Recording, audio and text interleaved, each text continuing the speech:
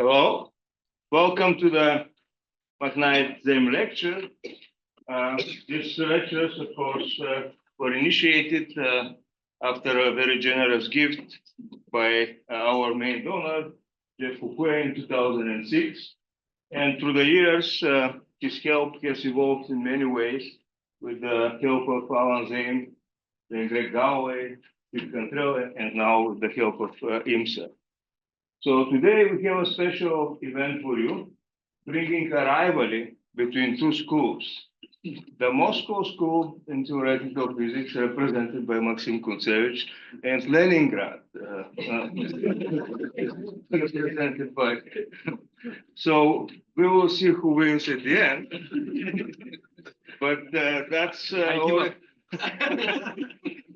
But I must say that indeed, Kola comes from a very special lineage, from the school of Ludwig Fadeev, the school that has transformed our understanding of topological quantum field theory. So he has been a speaker at International Congress, he has many prizes, but today he is going to tell us a little bit about the Ising model. Kola? Thank you. It's a great honor to give this lecture. I've been this university visiting maybe 15 or 20 years ago, but it seems like I cannot recognize places. I think it changed to the better. So that's good news. So I was agonizing about the subject that I should talk about. And I thought statistical mechanics is something that unites people from mathematics and from physics. So in this talk, I will not sort of be talking about my work. It's an overview of the Ising model, which is one of the kind of working courses of statistical mechanics. And now probability theory. And as I'll mention at the end, there is a completely new development in science. These are so-called Ising machines. These are quantum computers that are actually working, and probably most exciting and promising are the ones that based on the optical not on flows of electrons, but on flows of photons. So I will not say anything substantial about it. I'm just dropping the name, Ising machine, so everybody can Google this. So it's fascinating. It seems like it. Well, anyway. So I don't want to talk about this. I just mentioned this. So so here's the plan of the talk. I will start with some history. So then I will explain how to derive the exact solution for the two-dimensional Ising model using mapping to Dynamo models. I will mention conformal invariance of the critical Ising model. There is some kind of total mystery about the Ising model when it approaches to criticality. It turns out that this very special root system E8 appears there. So this strange connection, and then finally, there is a lot of interesting things for non-critical Ising models. So it can be said critical phenomena in non-critical ways. And then I'll mention some open problems. So brief ancient history of the Ising model. As French would say, l'histoire ancienne. Okay. Use the microphone. Okay. So ancien means 100 years ago. So it was first invented, proposed by Ernst Lorentz. So, Wilhelm Lorenz, and then his student, Ernst Ising, he solved this problem in the one-dimensional case, and it's a model of ferromagnetism. The question is, say you have a bunch of atoms, in which situation they will spontaneously create a magnet. So then Piles in 1926 he demonstrated that the two-dimensional Ising model in zero magnetic field. I will give precise definitions a bit later. So now it's a kind of humanity presentation with no form. So he demonstrated that there is a phase transition, and the low temperature model. In the low temperature, the model is ferromagnetic. In the high temperature, it's anti-ferromagnetic. So you see, ferromagnetic has the dominance of green spins up, and when the temperature is high enough, they all mix up. So there is no preferred direction. So then, Hendrik Kramers and Gregory Wannier in 1941, using order-disorder duality, computed exactly the critical temperature, so-called famous Kramers-Wannier duality. So then the story goes like this. In 1944, these are all dramatic times, but these people were still doing excellent science. So Lars Onsager, he derived the free energy for the two-dimensional Ising model, from which it was absolutely clear that this formula by Kramers-Wannier is correct, and indeed there is a phase transition. So then there was a big development in the 60s when Castellane, Fischer, and Temperley derived the exact solution of planar dimer models. And then it became absolutely clear that the simplest solution way to understand Onsager's solution was to pass from the two-dimensional Ising model to dimer model on some modified lattice, and then use the exact solution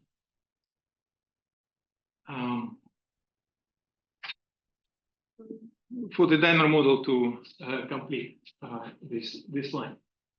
So so here's the Onsager, here's Castellane, Fischer, and Temperley. So actually, I just want to say a few words about Castellane. So he was an interesting mathematician and physicist. So he found this absolutely brilliant solution to the dimer model. By solution, I mean the following.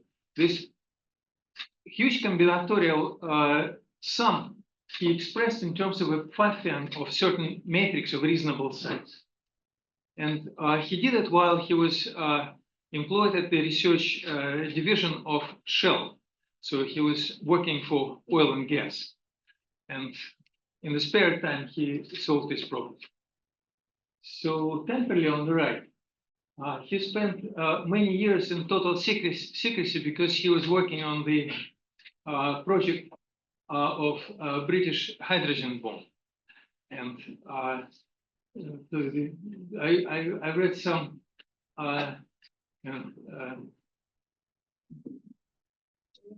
memories of people who did this. So it's interesting that they were totally convinced that this will bring peace to the earth, because it's so powerful that none of the reasonable human being will ever use it. So I still hope that that's the case. So now let's go to some formulae. So here's the Ising model.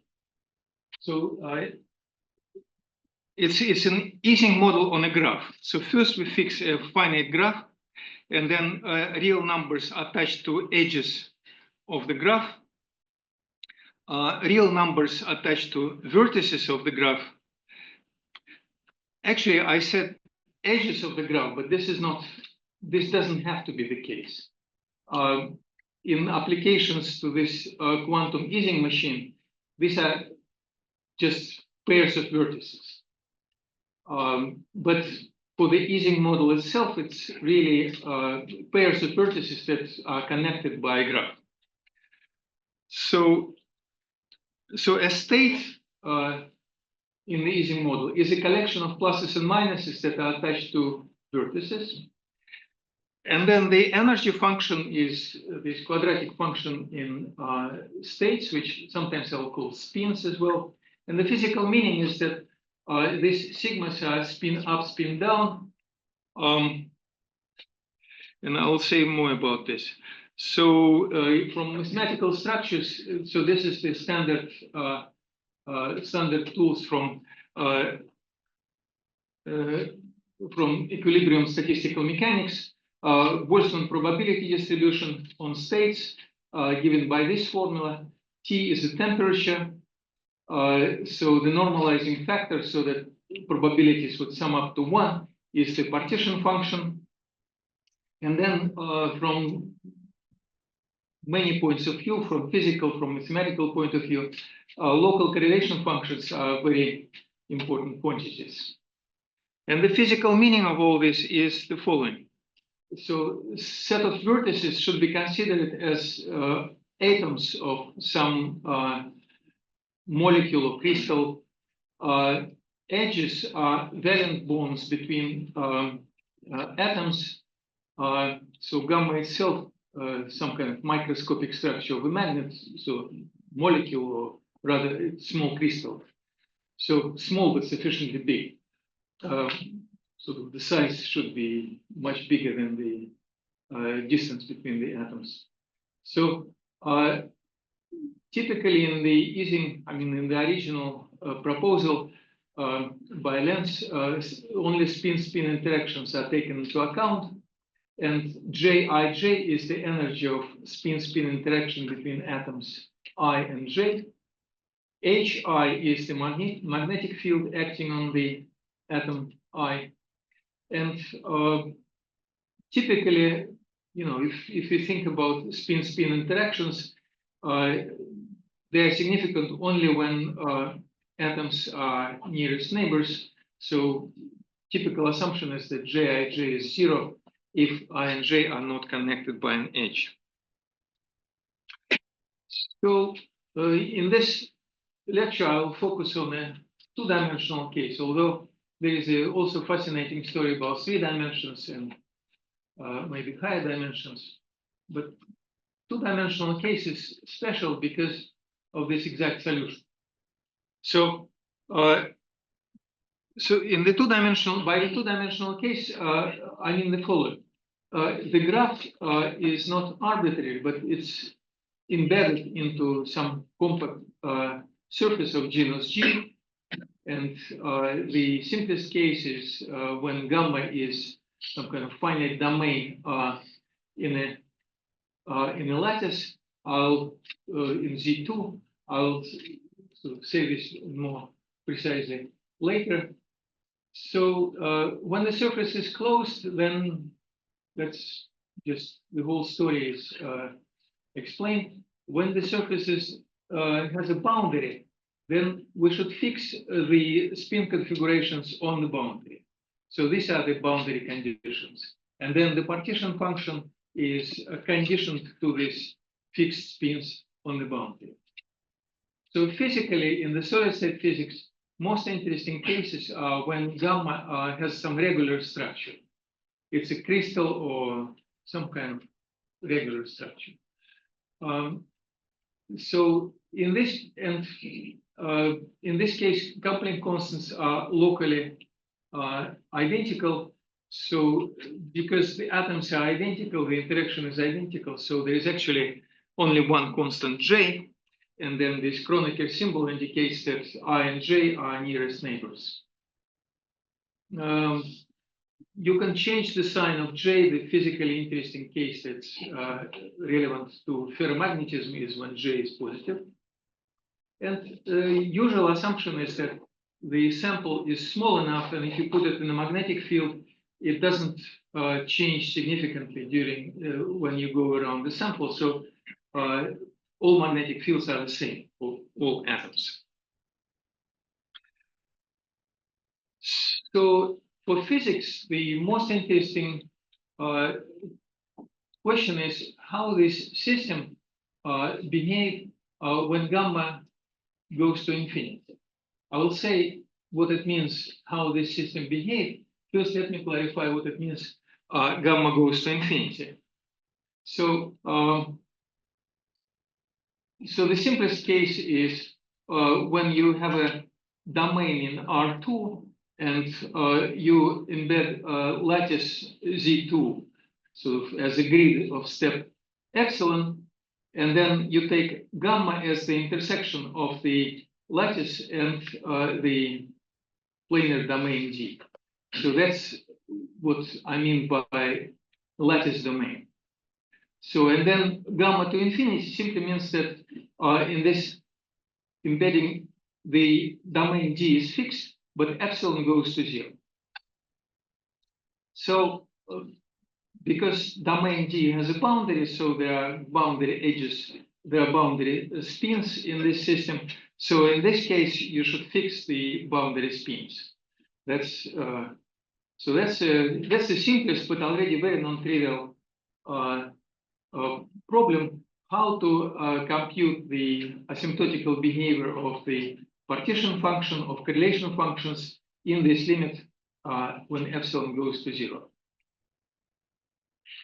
So one of the particular very important correlation functions is the magnetization.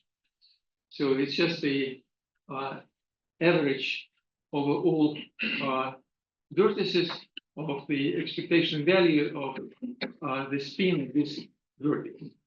So, for example, ferromagnet means that all sigmas are plus or minus, depending on where it's polarized. Antiferromagnet means that the expectation value is 0. So this mu indicates which what is the state of the system, ferromagnetic or antiferromagnetic. So this is a problem. The question is how to solve it. So Onsager, through some complicated algebra, derived the solution. It was really mysterious how he did it. And then what I will explain now is how to solve this model using dimer models. It's another set of models in statistical mechanics, which in physics terms are free fermions. In mathematical terms, it means that we will see that the partition function and correlation functions can be computed as patterns of certain matrices. So again, let gamma be a finite graph. For each edge of gamma, we fix a positive weight, and then a dimer configuration on gamma is a subset of edges. In gamma, well, in physical terms, it means that, so they are in blue. You cover the graph by this one-dimensional segment molecules with the following rule.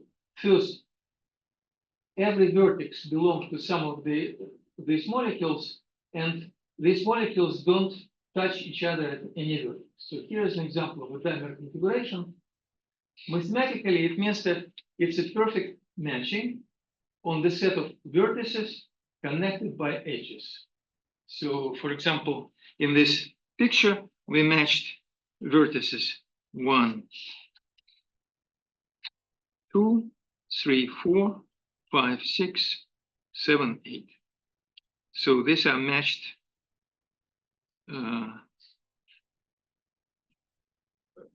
vertices. And then the probability distribution. So this is a very special, sometimes it's called edge probability distribution. It's the following. Again, there is a normalizing factor 1 over z, where z is the partition function, and then the product over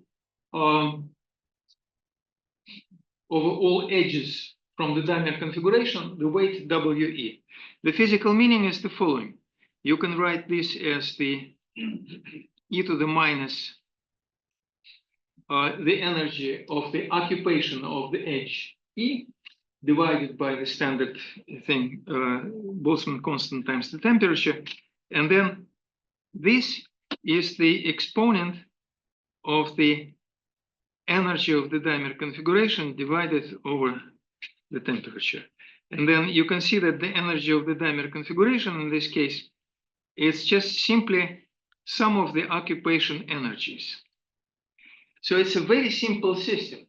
If not for this combinatorial exclusion rule, this would be some kind of trivial expression.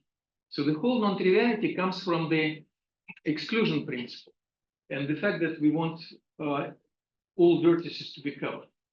And every physicist who is listening to me now immediately makes a parallel between this exclusion principle and the Pauli principle, that for fermions, two fermions cannot be in the identical state.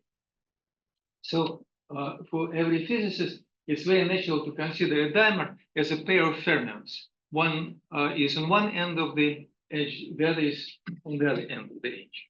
And this is exactly correct thinking, as we will see from the pattern solution. So then local correlation functions, these are conditional probabilities. So they can be expressed in terms of the expectation values of the characteristic functions of edges.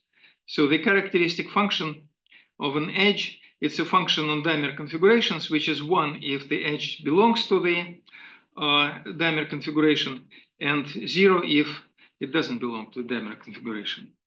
And you can also say that this is the probability that you have dimers at the edges E1, En, just conditional probability. So now I want to explain, it's a beautiful piece of mathematics. The exact solution of the dimer model, the computation of the partition function and the correlation functions. So first, we assume that gamma is a planar graph, and then define the Castellani orientation. So sigma is oriented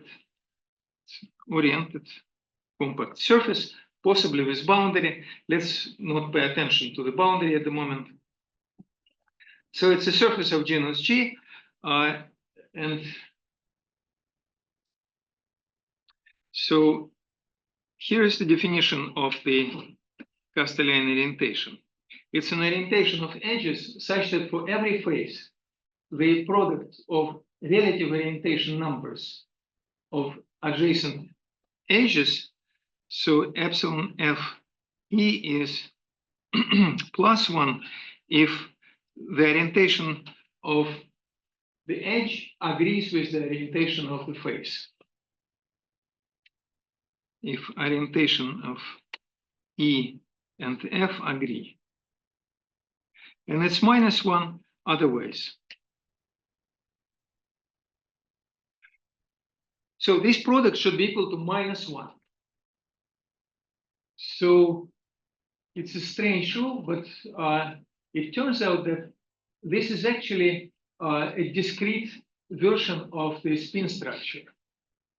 And if we will say that two Castellani orientations are equivalent, if they are connected by these moves, just you fix a vertex and then you change the orientation of all edges that are adjacent to this vertex. Then we say that K is equivalent to K prime. And then it's a simple theorem that on a surface of genus G, closed surface of genus G, there are 2 to the 2G equivalence classes of Castellani orientations, and that's exactly the number of spin structures on sigma. And and there is deeper reason to say that Castellani orientations are actually discrete analogs of spin structures. And so once you start to talk about spin structures, it's clear, yeah? The picture on the top is the picture of the door graph. No, it's gone. It's not a bipartite. No. It doesn't have to be bipartite. The matching? For the matching? No, it's not. No, it's the graph doesn't have to be bipartite. It's just So this is not a full matching? it's a full matching, but in order to have a matching on the graph, it doesn't have to be bipartite. Even number of vertices. It just should have even number of vertices and some should be matchable. These are two different structures. Oh, I see.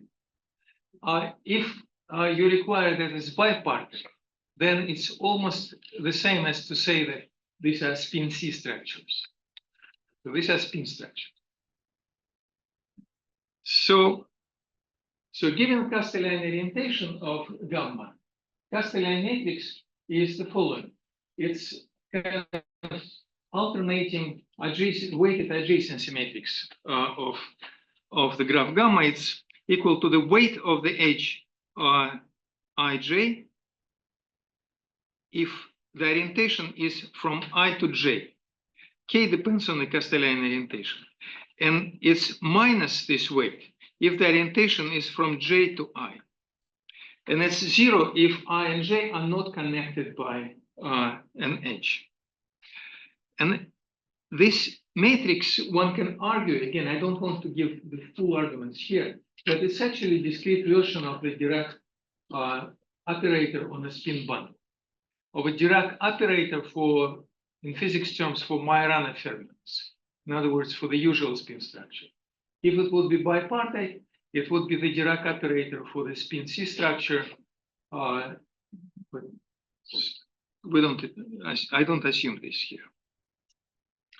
So in fact, the Diner model that maps to Ising model is not on a bipartite graph. It corresponds to Majorana fermions. So then this is the Castellani's theorem. Castellani.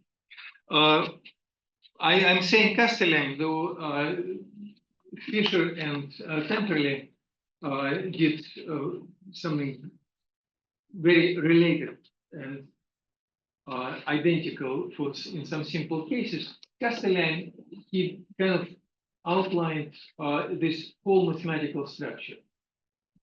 Fisher and Temperley, they solved specific counting problem. So then there is a mistake here, there is a typo here. So, and then that's first result, that the partition function is equal to the absolute value of the pattern. It doesn't depend on the Castellani orientation. It's also equal to the square root of the determinant of K. And so you see, the size of K is V times V, where V is the number of vertices. The partition function itself, when you take the sum over perfect matchings, it's a huge combinatorial object that grows with the growth of graph, faster than the number of atoms in the universe. But this becomes the determinant of a big matrix, but still we know how to compute determinants even numerically rather efficient. So it's a beautiful result. And then correlation functions are given by the again by the pattern of the matrix that's inverse to the Castellani matrix. So it's just this, in some sense, this totally solves this complicated combinatorial problem in terms of linear algebra. And any physicist who see patterns, determinants immediately identify this problem with free fermionic system. So probabilists would identify these determinants with so-called determinantal processes, but these are secretly kind of fermions without minus signs. So that's okay. So now, summary: we solved the Dimer model using Castellani technique. So now let's solve the Ising model. So let's map two-dimensional Ising model to a diagram. So the first step is let's reformulate. For simplicity, we will now from now on we will consider only the lattice domains on the square grid. So here's the Ising, pluses and minuses, and then what you can do is you can separate pluses and minuses by a contour, by a path. So you see it separates pluses, areas with pluses and areas with minuses. So now this path is on the dual lattice.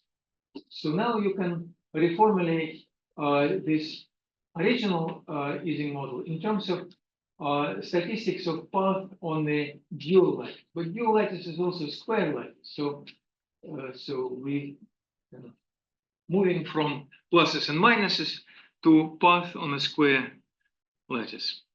And now let's stretch. Let's modify the square lattice. That's the dual. So we will take the dual lattice, which is a square grid, and we will stretch every vertex in this direction, and we'll add a little edges to complete this figure. And then you see what happens is that if you look at, so if you forget about stretching, then there is a red path, which is just the same red path as here. But now, since we did this stretching, it will not cover, it will cover only the old edges, and there are no new edges.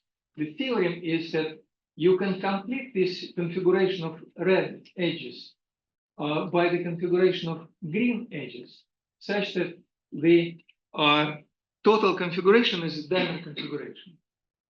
So more precisely, it's the following. This diamond configurations on the modified lattice, they are mapped to Ising model.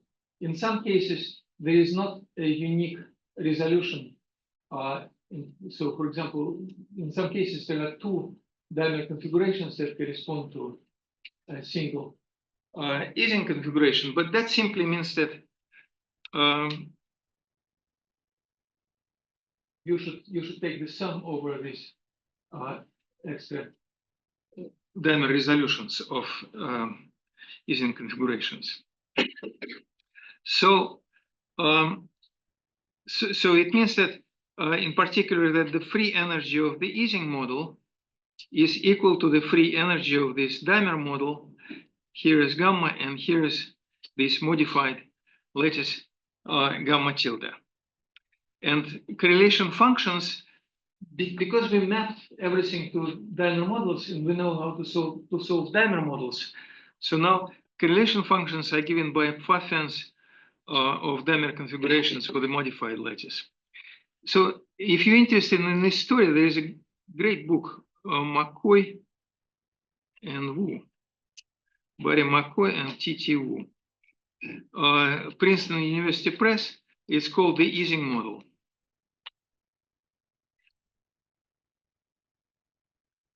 So there's a full account of this exact solution.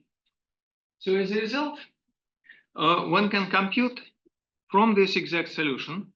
And I want to emphasize that this story is for zero magnetic field.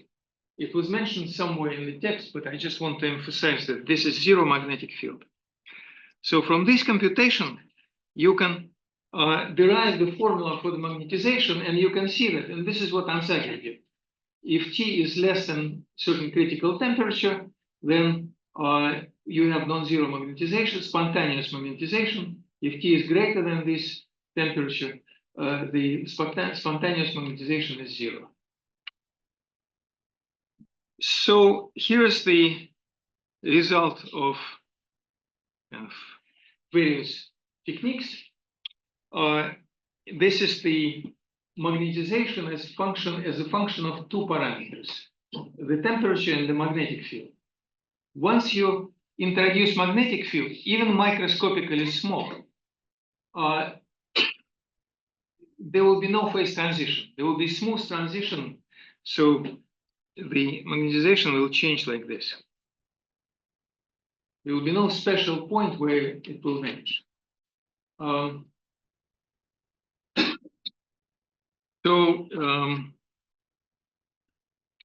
So here's the result of Monte Carlo computation. So it's a certain. Okay, so now let's do some computation. So if our lattice domain is n by m, then the number of configurations is 2 to the power nm. So if you want to do some decent numerics, n and m should be at least 100. So 100 squared is what? 10,000. 2 to the power 10,000. We cannot enumerate these configurations, even if our computer would be of the size of the universe. So one has to invent some kind of smart technology. So smart technology is to have a stochastic process that doesn't go to improbable configurations. So it goes in the space of Ising configurations, but it always stays on more probable configurations. It never goes to improbable area. So there are many such stochastic processes. There should be some conditions that they satisfy. There are infinitely many of them. So the simplest one is most well known as Metropolis-Hastings algorithm. So I was always, when I was studying, I knew about this Metropolis technique, and I wasn't sure if it's a name or if it's a city, but apparently it was a name. It is a name, so it's a person. And then I found the paper where it was done. It's Metropolis-Hastings, but there are also two other authors, Taylor and Taylor. It's the same Taylor who created hydrogen bomb in the US. That was his peaceful. And the second Taylor, I assume that was his wife. So, but somehow, I don't know why, but they were dropped from the history. So it's called Metropolis or Metropolis-Hastings simulation. It's a very simple Markov process that any student can run on a laptop. And here you can see this is the low temperature. So you can see big C's of pluses, big C's of minuses, and some interfaces between them. Because if all sigmas are pluses and all sigmas are minuses, the energy is the same. So there's a degenerance. So it's a kind of very faint degeneracy, but it's there. So this interface contributes to the free energy, but it contributes not as much as the bulk free energy.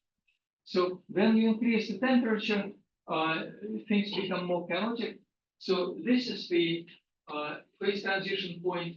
So here you have totally random with respect to the network configurations of spins. And here things become kind of more orderly in the sense that now it's they're spread evenly. This is not a chaotic thing. The chaotic is over there when you have lots of fractal structure and big ions. So, okay.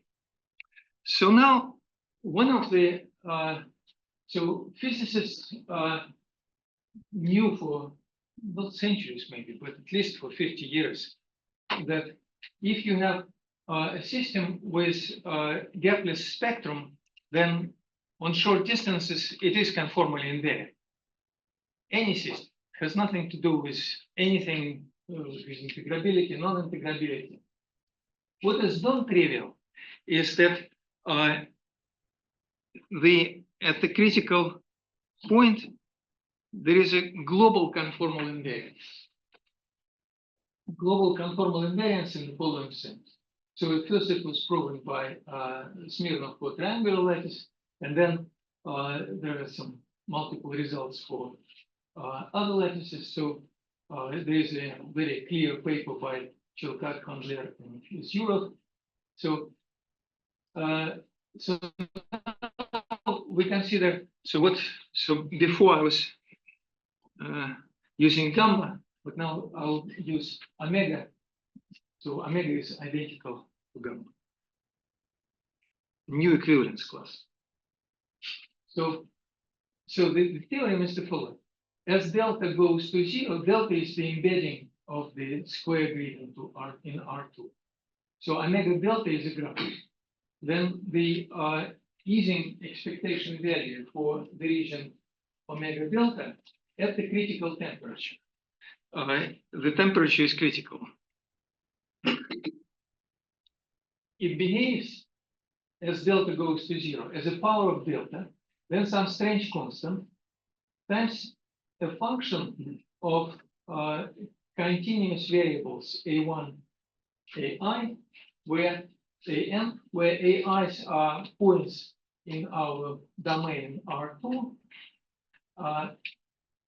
xi's are vertices, two positions of vertices of our lattice domain, and the connection is that xi goes to infinity, but in such a way that xi delta converges to ai. So the local conformal field theory would be the following. You have points on a lattice where the distance is, say, much smaller than 1 over delta. And global is when the distance between these points is 1 over delta.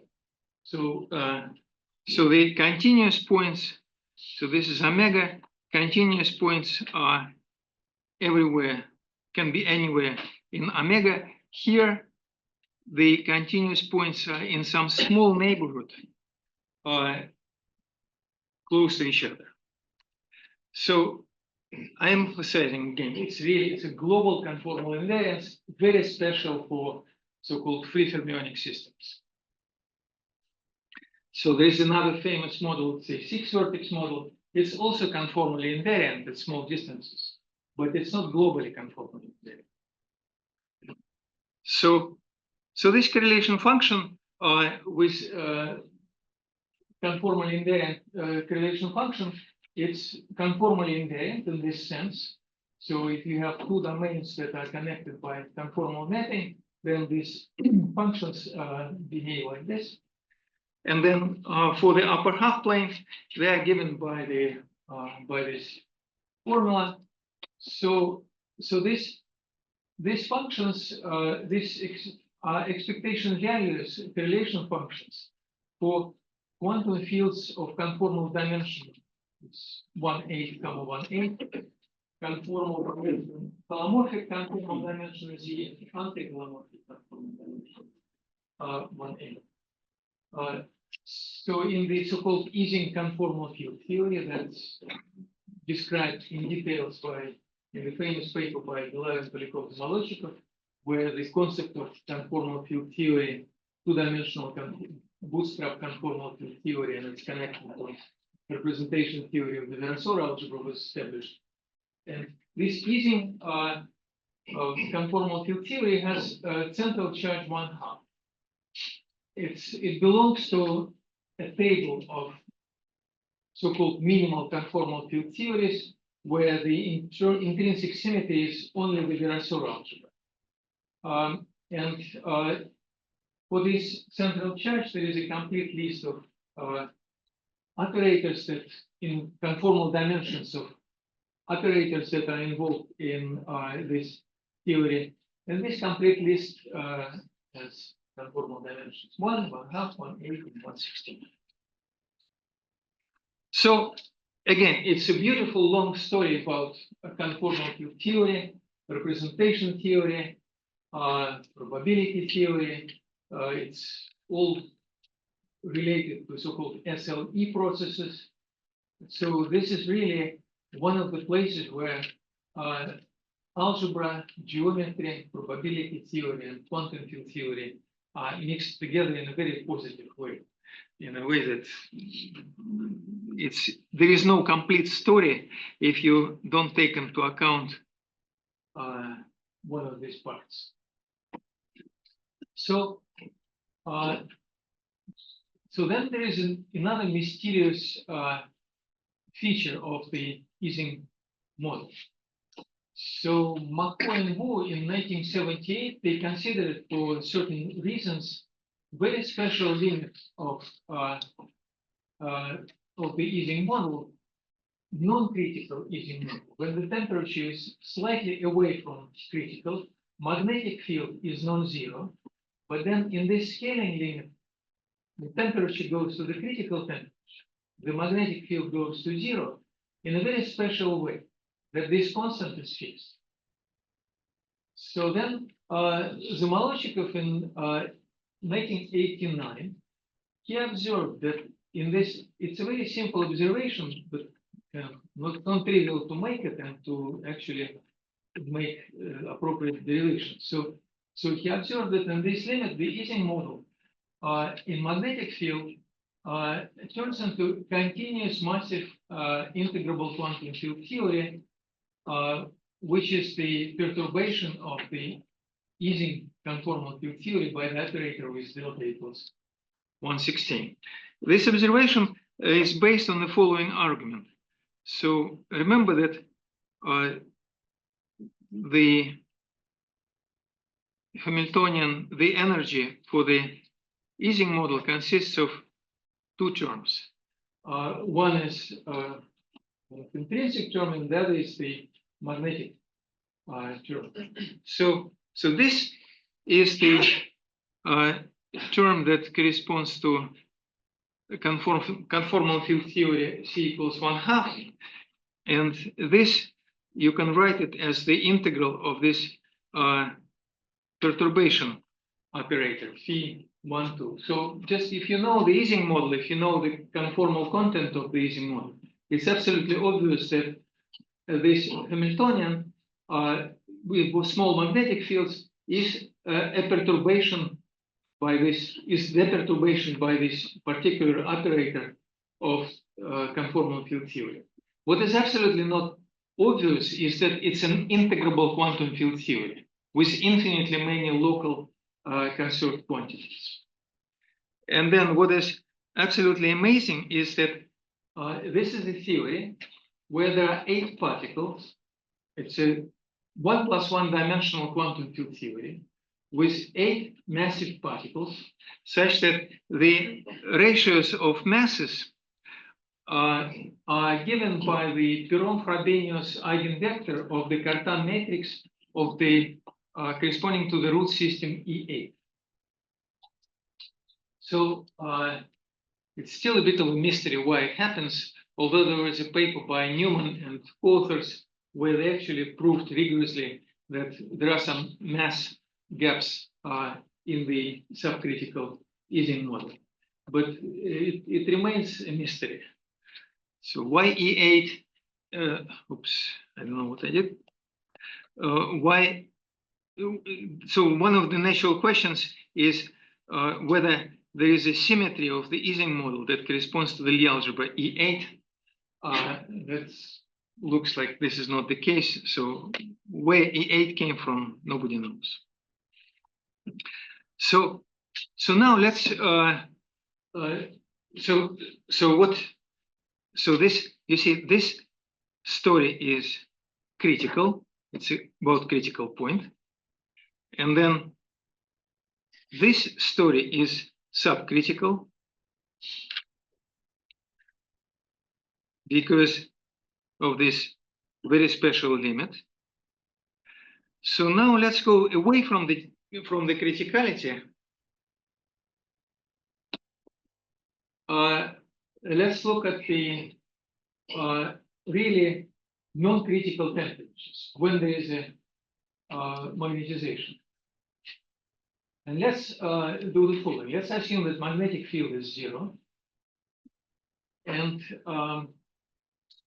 let's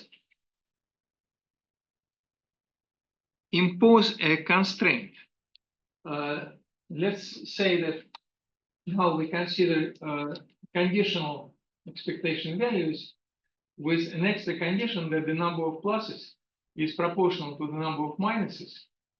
And we want to consider the limit when delta goes to 0, so the size of the graph goes to infinity, but the ratio of pluses to minuses is fixed.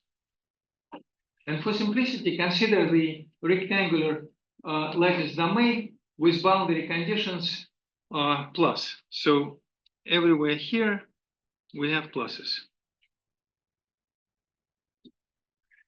So then Dobrushin-Kotecky Shlosman, they proved that in this case, spins, they form droplets.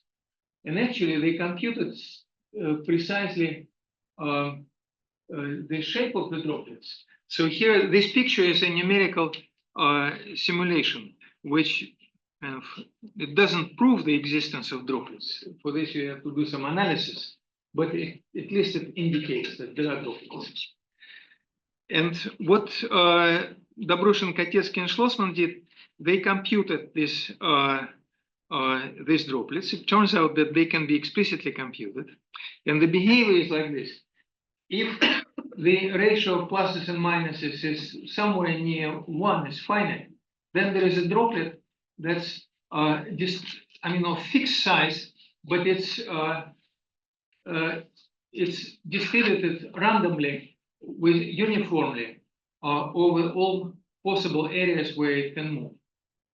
And then if the droplet is sufficiently big, then it's constrained by the size of the system. And so these are kind of caricatures of these droplets. And what they did also, they computed explicitly this size of these droplets in terms of certain variational principle that involves so-called surface tension. Remember, I told you that there is a degeneration. You can reverse pluses and minuses, the energy will not change.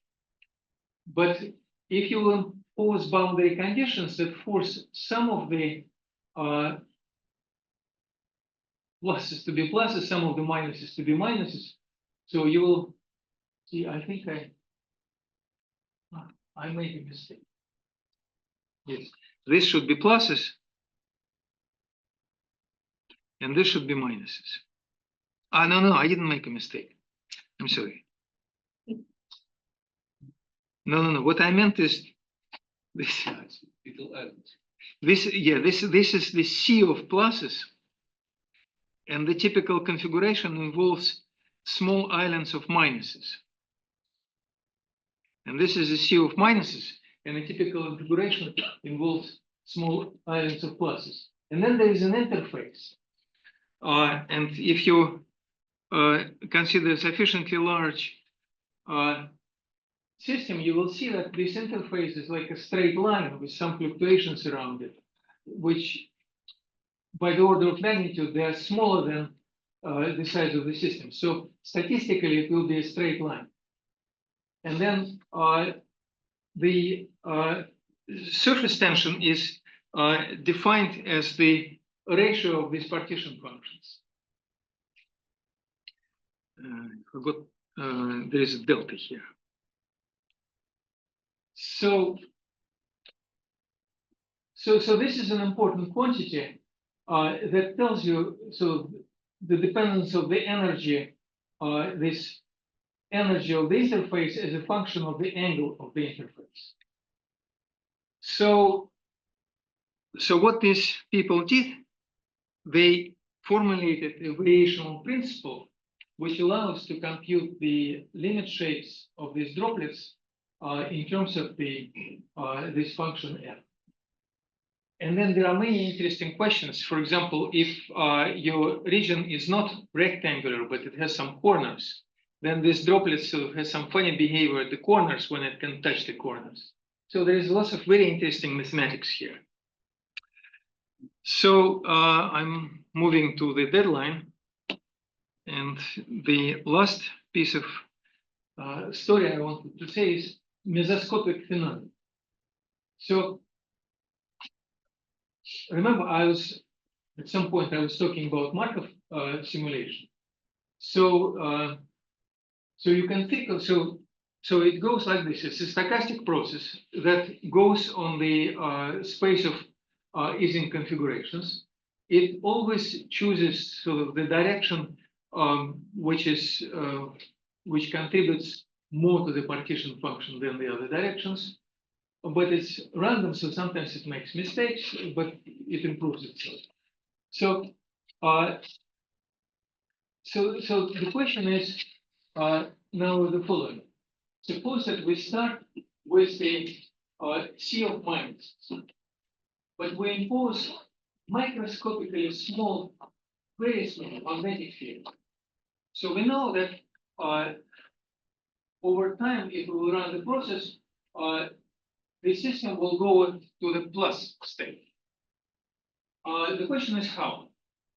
So the conjecture of Ising and Lewis was that there is some kind of critical time. So if you parameterize time as e to the lambda over h, so if h is not going to zero, there will be some other terms involving constants, h squared, and so on. But for small h, the conjecture was that there is a critical value of lambda, so it's some kind of critical time, at which less than this critical time will be slight domination of minus still. After this time, there will be slight domination of pluses. That's the mesoscopic area where everything is mixed and there is no obvious presence between pluses and minuses. And then the system will evolve from this state and will end up in the plus state. It's just that if you switch on this metropolis casing, okay, say in 1 hour your computer will show this. The question is what will be happening during this time? That's so it's more precise kind of understanding of this process. Now, important thing is that it's actually the lattice is infinite here, but there is a point where the observer is sitting. So remember, we had this picture phases. So imagine that we're sitting over here. It's an infinite area. So the observer is sitting here in the center of the blue area. The question is, and I'm running Markov process. The question is when the red area will come to the observer. And what I'm talking about now is exactly this problem.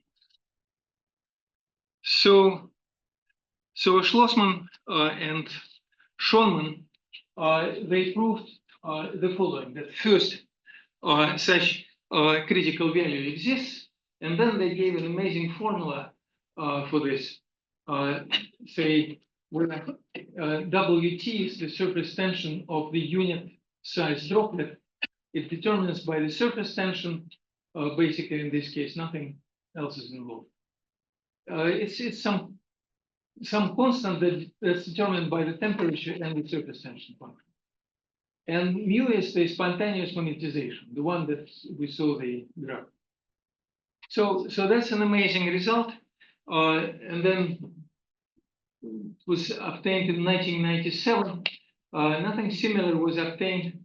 Say you can naturally ask the question, say, what if you are sitting not far from the end if it's not the whole plane, but if it's a half plane, and you are sitting somewhere not far from the boundary? Things may be different, but it's not known. So, and then finally, the Ising machines. So we're done with two-dimensional statistical mechanics. Now it's a kind of futuristic 22nd century machinery. So it's a device. Based on the photonic architecture where you replace the electrons by photons. So the pioneer of this thing is Yamamoto, who is now working, I think it's NTNT in Japan. So he started this in Stanford, and there is a big another computer of the same architecture in Hebei in China and in many other places. So the advantage of this photonic thing is that it's very fast. It consumes by the order of magnitude less energy, these computers are not going to solve everything, but they're good for solving optimization problems. For given functions J, for given graph, they kind of almost immediately find the ground state, the state where this function is minimized. And then the hope is that this will be the kind of gravestone for all optimization problems, all combinatorial optimization problems. They will solve it all. So, but this, as I said, this is futuristic. This is scientific fantasy, not completely, but part of it is real. But it's the keywords, if you want to search, is the Ising machines. And because it's so low energy enterprise, maybe it's the future of AI, because now AI is a big thing, but it consumes 5% of the world energy. So very expensive. Okay, thank you.